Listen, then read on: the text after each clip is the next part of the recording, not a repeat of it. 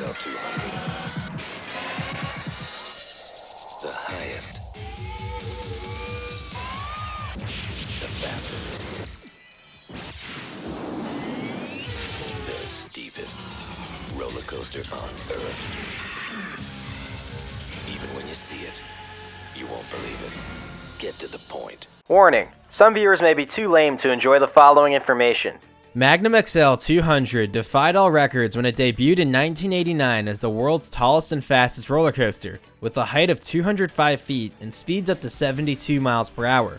While these stats are average by today's standards, back then, a 200-foot roller coaster had never been built, besides Moonsault Scramble at Fuji-Q Highland in Japan, which stood nearly 230 feet tall, but Moonsault Scramble was a shuttle roller coaster, meaning the track was not a full circuit. On the other hand, Magnum XL-200 is a traditional full-circuit roller coaster where records are truly held and distinguished. Magnum is often credited as the ride that kick-started the roller coaster wars, where parks year after year attempted to build the next record-breaking roller coaster. That war would continue for over a decade and led to the debut of dozens of record-breaking roller coasters, like Millennium Force, the world's first Giga roller coaster, which also operates at Cedar Point, and one of the last rides of the roller coaster wars, King Ka, which is still the world's tallest roller coaster and has operated at Six Flags Great Adventure since 2005. Magnum was built by Aerodynamics, a famous amusement rides manufacturer who reigned over the amusement industry for decades during the 20th century. In order for parks to build bigger roller coasters than Magnum, this meant that roller coaster technology had to be improved in order to do so. However, the new wave of roller coaster technology would unfortunately make Aerodynamics obsolete. In this video, I'll be giving you my review of Magnum XL-200, as well as taking an in-depth look at how this ride differs from modern-day roller coasters from a technological and operations standpoint. Let's dig in. Magnum was built during a different era of roller coasters, before computers were used to design them. Every single piece of Magnum was built by hand. Each piece of track was bent and curved by eye, and only skilled steel workers could pull this off in those days. The track pieces were then erected and welded to the structure on site. This is why the ride doesn't feel as smooth as a ride like Millennium Force, because the ride was built by hand and not machine. You can feel every single bump of the track, as the ride isn't perfect. This gives the ride a lot of character. Up until the late 1980s, this was the standard method for building steel roller coasters. But due to the introduction of perfectly built, machine-fabricated roller coasters, many have grown to hate rides like Magnum, and now prefer the glossy smooth experiences of steel roller coasters like Millennium Force. Magnum XL-200 was inspired by Bandit, a large steel roller coaster that opened at the Yomiuri Land Amusement Park near Tokyo, Japan in 1988. Bandit was built by Togo, a Japanese amusement rides manufacturer. The ride stands over 167 feet tall, reaches speeds over 68 miles per hour, has 5,118 feet of track, and features a height elevation change of over 255 feet. I actually got the chance to ride Bandit in the fall of 2018, and I was very impressed. Cedar Fair saw Bandit and wanted to make a roller coaster just like it, that didn't focus on inversions and instead focused on height and speed. Out of all the companies that Cedar Fair approached, Aerodynamics were willing to take on the challenge to build the world's first hyper roller coaster, which is a roller coaster that stands over 200 feet tall. Cedar Point first announced Magnum on August 16, 1988, and the grand opening took place on May 6, 1989. The ride officially stood as the world's tallest, fastest, and steepest roller coaster. Its 195-foot first drop was sloped at a 60-degree angle. Magnum XL-200 would become a critically acclaimed roller coaster that also helped to boost Cedar Point's attendance significantly for the 1989 season. The ride was commonly voted one of the best roller coasters in the world for several years during the 1990s. It was even voted the best roller coaster in the world, period, for several years in a row. However, Magnum has since been overshadowed by newer and more state-of-the-art roller coasters that followed put. Luckily, the ride experience itself hasn't changed too much. Riders climb into one of Magnum's 3 36-passenger trains. The restraint system consists of a retractable seatbelt and ratcheting lap bar. Riders are dispatched from the station and head towards the lift hill. The train dips into a small drop, then through a right turn, and then enters the long and slow lift hill. Riders get an excellent view of Lake Erie, as well as the Cedar Point Shores water park and hotel breakers. I also love the sound of the Aero anti-rollbacks as the train climbs the lift hill. It's probably one of my favorite roller coaster noises, and probably my favorite lift hill noise, period. The train reaches the top of the lift hill and begins heading down the 195-foot tall first drop. In today's standards, this first drop is nothing spectacular, but it was most likely terrifying in 1989. Riders in the back of the train get a decent pop of airtime as the train whips down the drop. The train pulls out of the drop and hits its top speed of 72 miles per hour. The ride then climbs into a second hill, which is 157 feet tall. If you're sitting in the first car, you'll get a great pop of airtime towards the top of the hill. Other than that, the hill offers no airtime as it's extremely drawn out. I'm not sure why Arrow chose to make the hill so drawn out, but I guess it looks pretty cool. Maybe that's why. Riders get a great view of Lake Erie as the train banks to the left and plunges back to the ground. This drop is funny as the banking doesn't feel natural and it almost feels like you've been tipped onto your left side. You can also feel the train wiggling left and right due to the imperfect track. The train continues down the drop where the turn gets tighter toward the bottom. The ride blasts into the first of 3 tunnels and then hits a tight pull out into the third hill. This third hill is long and low. It's only 80 feet tall and is taken at great speed. It's basically a massive speed hill and it provides floater airtime to the entire train. I think it's absolutely the best when sitting in the magic seat, car 1, row 3. You get a blast of ejector airtime as the train levels out, which manages to sustain itself over the whole hill. The train drops down the airtime hill and unnaturally banks to the left. The train engages a set of trim brakes, which unfortunately slows down the speed of the coaster, all while tipped on its side. The ride ascends into the pretzel-shaped turnaround. The turnaround is nothing special, but it's taken at decent speeds and it's pretty fun. I love the extra banking into and out of the turnaround as it's completely unnatural. I almost like to think of the turnaround as a cobra roll, but it's as if each half were tipped on its side so that the ride doesn't go upside down. The ride exits the turnaround and enters the second tunnel. While inside the tunnel, the train rockets over a floater airtime hill. The train exits the tunnel and floats over a similar airtime hill. Next, the train enters a drawn-out hill that rounds the outside of the larger second hill. It does have some good lateral forces though. I like to think of this hill as the preparation for the ride's insane finale. The train hits a bunny hill which gives much stronger airtime than the 2 airtime hills prior did.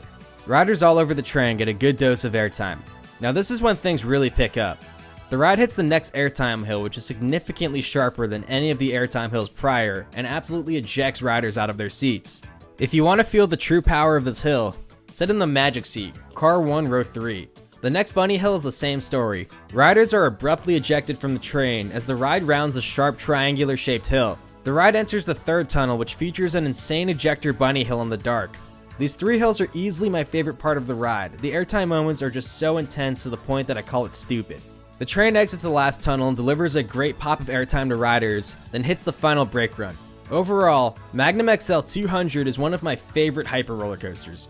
Some people seem to dislike the awkward transitions and abrupt jolts of airtime, but on the other hand, I almost find myself preferring them over newer and smoother roller coasters. These moments can be uncomfortable, but I just love the character it gives the ride. Many roller coasters can feel too similar to one another, but Magnum is a ride that I can confidently say has a unique riding experience. I usually prefer wood coasters to steel roller coasters, and Magnum almost feels like a wooden steel roller coaster, since the track pieces are bent and curved by hand, so you can feel all the imperfections in the track. This gives the ride so much life in my opinion. I know people who say Magnum is actually their favorite roller coaster in Cedar Point, and I do not blame them. Now this isn't my favorite roller coaster at Cedar Point, but it's in my top 3 favorites at the park for sure. Now because Magnum XL-200 wasn't designed by computer and was constructed by hand, rides during this time period almost always had issues when they opened. Oftentimes, track profiles needed to be adjusted or trim brakes needed to be added, especially as the roller coasters got larger and larger.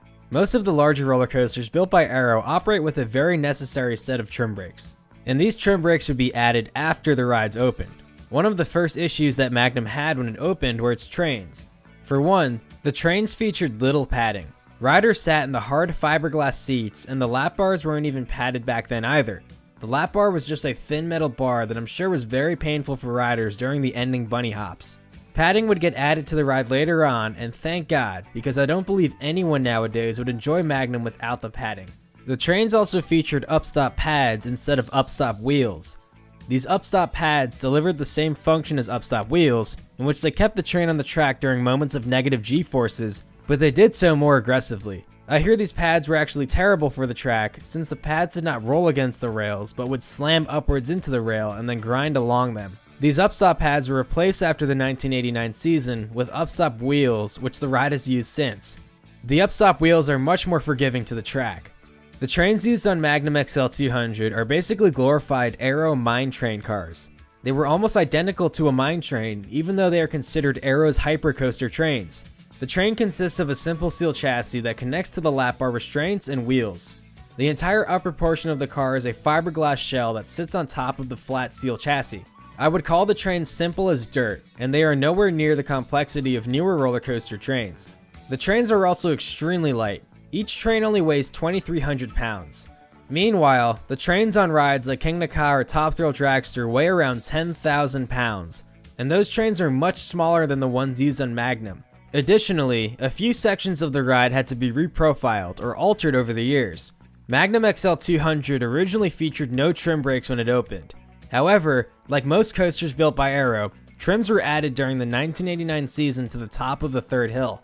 The third hill used to feature a gnarly drop which was far too steep and also featured a pullout that was far too tight. It was common for riders to slam back into their seats and bash their arms into the trains, or sometimes even their heads, especially riders in the back of the train. I can only imagine how intense that drop was. The trim brakes at the top of the third hill helped to limit forces on that drop. Once the park closed for the 1989 season, the ride was modified so that the drop out of the third hill wasn't so aggressive.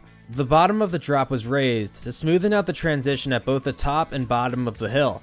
Then at some point a few years later, the trims were moved from the top of the third hill to the bottom of the hill right before the turnaround. Altering the drop out of the third hill meant that the transition into the pretzel turn had to be altered. Over the years, additional banking was added to the transition into the turnaround. The turnaround also received stronger track pieces in the more forceful sections. These track pieces feature a thicker spine and many more cross ties. Alterations like the ones made on Magnum are not common anymore, but they were much more regular back in those days since rides were not designed using computers. I hear that many coasters were basically designed by trial and error, so mistakes were bound to happen. And without computers and machines to fabricate track pieces, it meant that designers had to use simple transitions. This is why Magnum features its famous triangular airtime hills. Since track was fabricated by hand, transitions had to be simple so that the steelworkers could get them right. It was also much harder to calculate the G-forces for unique transitions, so Arrow often used cookie-cutter elements or transitions that they could copy from coaster to coaster. Magnum also operates very differently because it was built during a different era. On most modern-day roller coasters, there is no penalty if the ride crew is slow and stacks trains on the brake run. They may get in trouble with their supervisors, but the ride itself will have no issues. If you're unfamiliar, stacking is when trains are dispatched from the station slowly, so it causes the trains on a roller coaster to stack on the final brake run as they wait for the next train to dispatch. It's unfortunately become very common in today's amusement park industry due to many reasons. Guests now carry smartphones and commonly ignore the instructions spelled to them by ride operators or waste time on their phones as they board into rides and cause holdups. Riders have also grown larger over the years as the obesity rate in America has gotten out of control. Back in the day, I hear it was very uncommon for anyone to not fit on a roller coaster, whereas nowadays it has become too common for people to not fit. This can be a major holdup, as large guests often hold up operations for several minutes at a time. Ride attendants will first attempt to safely secure these larger riders. Then when that fails, spend time explaining to them why they can't ride and often fighting with them, and then spending time waiting for that guest to leave the platform before dispatching. Well, since these holdups didn't really exist back in the day, many roller coasters were built so that they quote-unquote couldn't stack. Magnum was built like that, and so were many other roller coasters from that time era. So when I say a roller coaster quote-unquote couldn't stack, they could still safely stack up trains towards the end of the ride if there was a holdup in the station. So there are no safety risks with this design method, but there were major penalties if you did stack a train. With modern day roller coasters, stacking means absolutely nothing. Once you dispatch the next train from the station, the trains on the brake run will automatically advance forward as the rides are programmed to do this. With older roller coasters like Magnum, once you stack a train in a certain place, that brake run will not automatically release the stopped train upon dispatch from the station. Instead, that train will need to be manually released by an operator at that brake run in conjunction with the operator at the main control panel. And to add further complication, parks do not staff operators at these brake runs, so a station attendant would commonly have to quickly get to that location and release the stuck train. They'd then have to quickly return to the station and dispatch the next train in time so that the next train didn't get stuck either. This situation is actually called setting up, or a setup. On Magnum XL-200, setting up occurs when the ride stacks all three trains, or when the third train stops on the brake run immediately after the last tunnel. This brake run is called the safety brakes. It may be a hard concept to grasp, but this brake run is basically an emergency stop location. The idea was that trains should never need to stop here, since there were no reasons for holdups while loading trains. But if a train did need to stop here, it could safely do so, but it would also shut down the ride. Roller coasters operated almost like sky rides back in the day, where they were almost always in continuous motion. Sky rides are only able to store so many cabins in the station terminals, so ride operators need to continuously pump out cabins to avoid overfilling the station terminals. It was basically the same idea with roller coasters. Let's dig into this while analyzing the block zones on Magnum. Magnum XL-200 operates with 3 trains and has 4 block zones. For anyone who is unfamiliar, block zones are segments of a roller coaster in which only one train can occupy at a time. At the end of a block zone is a method to stop a train from continuing into the next block zone if it's occupied.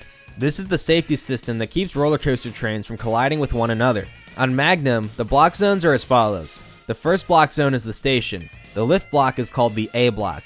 Then from the crest of the lift hill to the end of the safety brakes is the B block.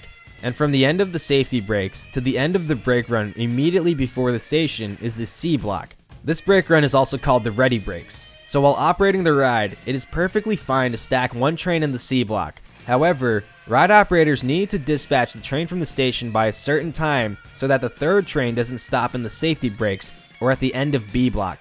If you want to be really technical, setting up on the safety brake is called a C-set. In order for the third train to not set up on the safety brakes, the train ahead in the C block must advance out of the C block so that it clears the ready brakes. But in order for this to happen, the train from the station must be dispatched early enough so that there is enough time for this whole process to happen.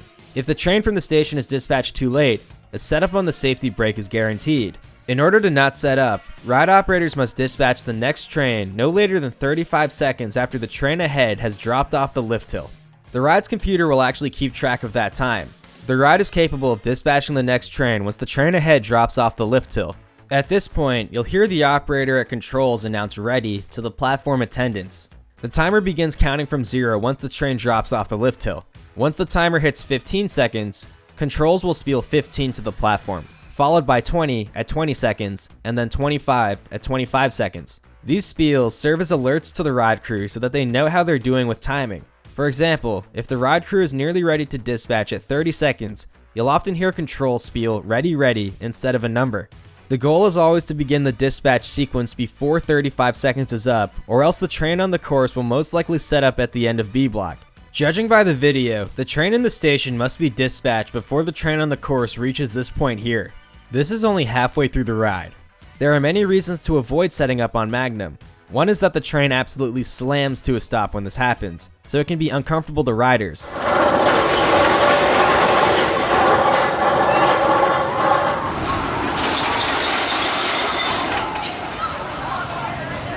Another is that the train that stops needs to be manually released from the safety brakes.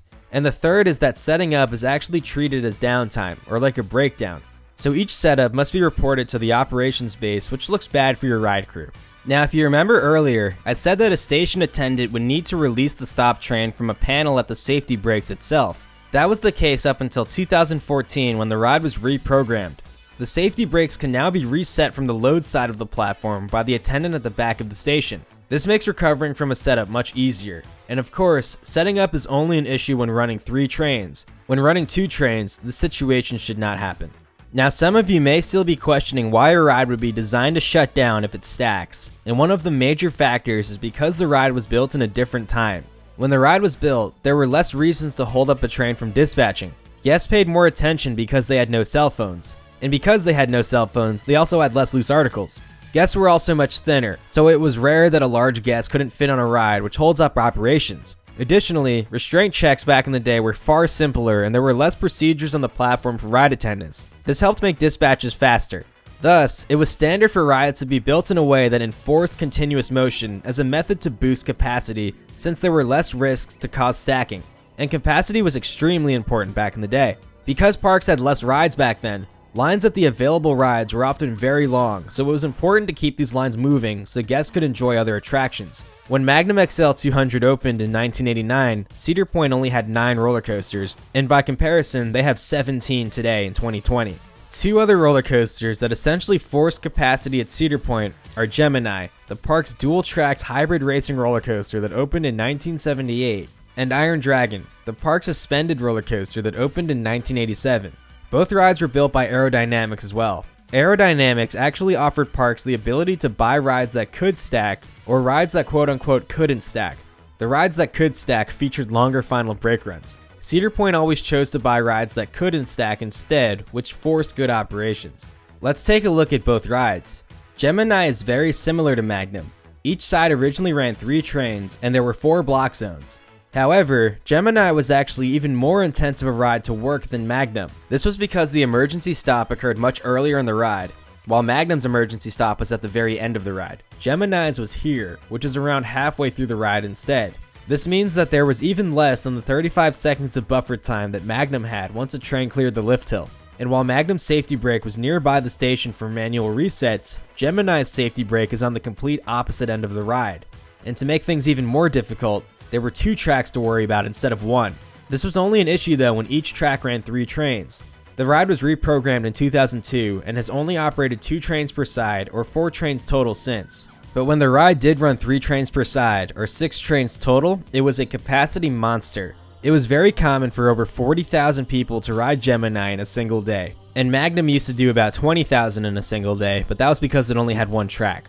Taking a look at Iron Dragon, this seemed like the fastest roller coaster to operate at Cedar Point when it ran 3 trains. Even with 3 train operations, the final brake run was only capable of holding 1 train, just like on Gemini or Magnum. So if the 3rd train did need to stack, it would set up on the 2nd lift hill instead of a brake run. Because of this, I hear that Iron Dragon required a maximum of 26-second load times in the station while operating 3 trains. Let me repeat that, a maximum of 26-second load times. This doesn't mean that a train was dispatched every 26 seconds, but that once a train parked in the load station, it only had 26 seconds to load before attendants needed to press dispatch. If the ride set up on the 2nd lift hill, an attendant would need to run through the forest to the base of the 2nd lift hill to restart it, and then hustle back to the station to dispatch the next train in time. And just for reference, Iron Dragon opened in 1987. An older aero-suspended coaster by the name of Big Bad Wolf opened in 1984 at Busch Gardens, Williamsburg. So 3 years prior, and possessed a brake run that allowed trains to stack instead of setting up. So Cedar Point chose to buy their roller coasters without the ability to stack trains to help enforce capacity. I think that should be the official definition of commitment. Looking further back, Blue Streak, the park's wooden roller coaster which opened in 1964, was also like this. The ride used to be set up very differently and featured a separate load and unload platform. I believe the train in the load platform had to be dispatched before the 2nd train hit the final brake run, or else the train on the brake run would set up. There was actually a bell in the station that would go off once a train hit the far end turnaround. This was basically a signal to the ride crew that this train needed to leave now. This video is from 1991, and even then, the ride crew was able to check restraints as the train was rolling out of the station. You'll also notice how effortlessly the group of riders boarded the train with little hesitation. This was pretty standard back in those days. Additionally, it was also very common for rides in those days to not have air gates either. But in the case of Blue Streak, there were not even railings at all within the station for each row. Now to tie this all back together, I believe that all these factors have forever ingrained a good operations mindset into Cedar Point's operation team. This mindset is passed down year to year from generation to generation. Unfortunately, most rides nowadays are not designed to operate at the same capacity as older roller coasters did. Rides either run smaller trains than most coasters used to, which means less riders at a time, or restraint systems have gotten far more complex, which takes longer to check, which means dispatches have gotten slower. And on top of that, there are so many additional safety rules and protocols that ride operators must follow that make dispatching trains take much longer than it used to. And to be blunt, park guests have gotten slow and fat. It's the sad truth. Let's dig in some more on older aero block systems. I mentioned this block setup on Magnum earlier, but this is the setup after the ride was reprogrammed in 2014. I believe its original programming and block setup were much different. In the current setup, the entire lift hill is considered one block, but I believe originally, the lift hill wasn't really a block at all. Instead, only the approach to the lift hill was the A block, and the A block would end wherever the train would come to a stop at the base of the lift hill if the lift motor were turned off. Then beyond this, the lift hill would not be considered a block. So theoretically, you could send the next train once the train cleared the base of the lift hill, and you could have 2 trains on the lift hill at a time. I hear aero lift motors are built to pull 2 trains at the lift hill at once, no problem. The B block would then start at the top of the lift hill just how it does now and end after the safety brakes at the end of the ride. Now you would never see 2 trains on the lift hill at once during normal operations, but on some older aero coasters like Gemini or Corkscrew at Cedar Point, it was common for the next train to dispatch from the station before the train ahead had fully cleared the lift hill. This train would then engage the lift hill just as the train ahead dropped off the lift hill and fell down the first drop. With the old programming, Magnum was capable of sending 47 trains an hour at most. 47 trains times 36 riders per train equals a theoretical hourly capacity of 1,692 riders per hour. In 2014, Magnum was reprogrammed so that the entire lift hill is now the A block, and it is no longer possible to have 2 trains on the lift hill at once. This has limited the ride to a maximum of 43 cycles per hour, or 1,548 riders an hour. When running 2 trains, Magnum is still capable of over 1,000 riders per hour thanks to the single load and unload station, unlike Millennium Force, which requires 3 train operations to hit over 1,000 riders per hour due to the separate load and unload stations. For more information on Millennium Force, check out my review video. Now these older aero brake runs also possess a fun set of problems, usually with the safety brakes. I already mentioned where the safety brake run is on Magnum, and this was the safety brake on Gemini. Since these brake runs were designed to only be used in the case of an emergency, their designs are very unideal. By that,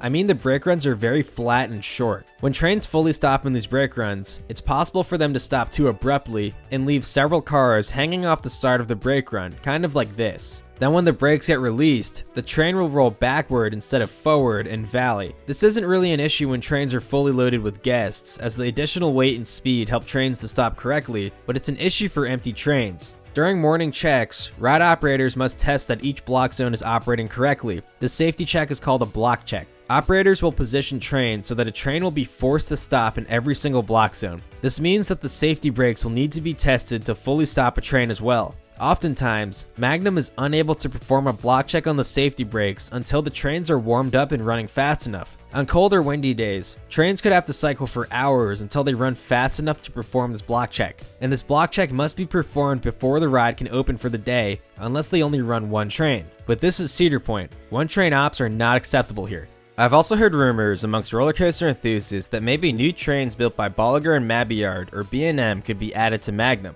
similar to the B&M trains that were added to Steel Dragon 2000 at Nagashima Spa Land in Japan. I personally don't believe this will ever happen. For one, I don't think the structure of Magnum is capable of supporting the weight of a heavy B&M train. Magnum's trains only weigh 2,300 pounds each, which is extremely light. B&M trains weigh much more than that. If we watch this video here, we can see how much the structure already flexes on Magnum while using light trains. Aero track features a thin spine with few cross ties, and the scaffolding structure doesn't look very strong either. Additionally, Magnum features an older track design where the guide wheels are on the inside of the track instead of the outside. Most modern day steel roller coasters feature their guide wheels on the outside, so B&M would have to fabricate custom trains for Magnum if this were to happen, and customization means expensive. So I could never see B&M trains being added to Magnum for that reason, or trains built by other manufacturers at all. I 100% believe that Magnum will continue to run its same fleet of trains from Aero for its entire existence. Alright, I think that's enough for this video. I find that Magnum XL-200 is one of Cedar Point's best attractions. The ride was built using old-fashioned building techniques, and I find that the ride has so much character. The airtime hills are phenomenal, and a ride in Car 1 Row 3 is a must. Plus, the ride is an absolute people eater when it runs all 3 trains. Now, you may find the ride operating only 2 trains when you visit, and that's because the ride requires a minimum of 5 load attendants on the platform to run all 3 trains. And due to the lack of people who seem to want to work at Cedar Point or amusement parks in general these days, it usually means that there isn't enough staff to run all 3 trains. But you can fix that by applying to work at Cedar Point today, or whenever this double sicko mode virus stuff ends. I do truly recommend working in ride operations if you are a roller coaster fanatic like me. There is so much about these rides that can only be learned from an operations standpoint that you won't be able to learn just from being a regular enthusiast. My years as a ride operator were some of the best years of my life. And if you're waiting this whole time for me to address the trim brakes on Magnum, fine, I'll talk about them. The trim brakes can be turned off manually and are not automated like on B&M roller coasters. But if the ride is running 3 trains, don't expect those trim brakes to be turned off, especially on a hot day. Those trim brakes are very important to keep speeds down for the safety brakes. When the ride is running very fast and needs to fully stop on the safety brake, the ride risks overshooting the short brake run if it's running too fast. Magnum should take about 60 seconds to clear the course once it drops off the lift hill, and if the ride runs faster than 58 seconds, issues could arise with the final brake run. Now, if the ride is running 2 trains, you might get lucky with the trim brake, but don't bother asking the ride attendants, they will staple you and not turn off the trim brake anyway. Many may argue that Magnum is not as popular as it used to be, and that is partly true, but the ride is still very popular. While it may not always have a line, that is because the capacity of the ride is so good, even when running only 2 trains, and when running 3 trains, the capacity is forced to be even better. The ride may not give over 2 million rides a year anymore, but it still does well over 1 million no problem, and most likely will for the foreseeable future. It would definitely have better ridership if staffing were better and could run 3 trains more often. So that will mark the end of this episode of Problematic Roller Coasters. I hope you found it enjoyable and I hope you learned something new. Be sure to like, comment, subscribe, and turn on the post notification bell so you'll know when I post my next video. Thanks for watching everyone, stay safe and peace out.